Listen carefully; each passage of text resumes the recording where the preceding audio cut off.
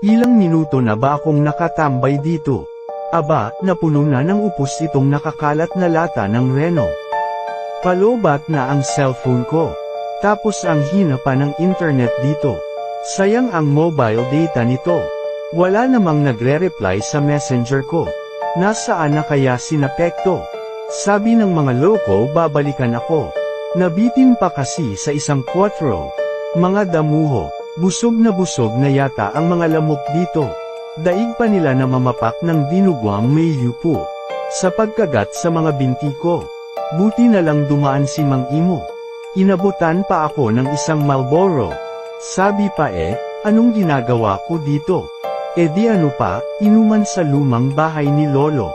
Malalim na ang gabi, naiinip na ako. Nawawala na rin ang amats ko.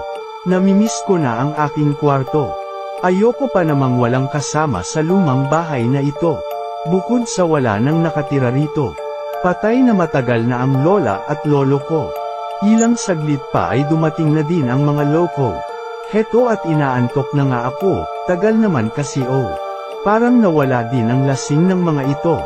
Dire-diretso lang sa loob ng bahay, Alangan namang di nila ako nakita sa ilalim ng mabolo.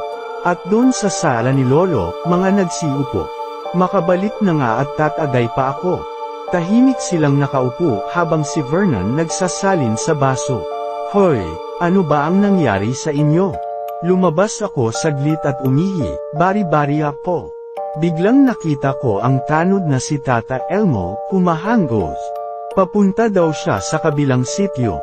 Ito yung mula sa bayan, madadaanan mo ang burol nito. Bumalik na ako sa harapan, at bago pa ako maupo. Nakatitig sakin ang 3 katropa ko. Tagay ko na siguro, Hanong. At sinipsip ko ang laman ng maliit na baso. Sabay tunog ng palobat ko ng telepono. Sa kabilang linya, si Mang Imo. Iyong mga barkada mo, si Mark, Vernon at Pekto.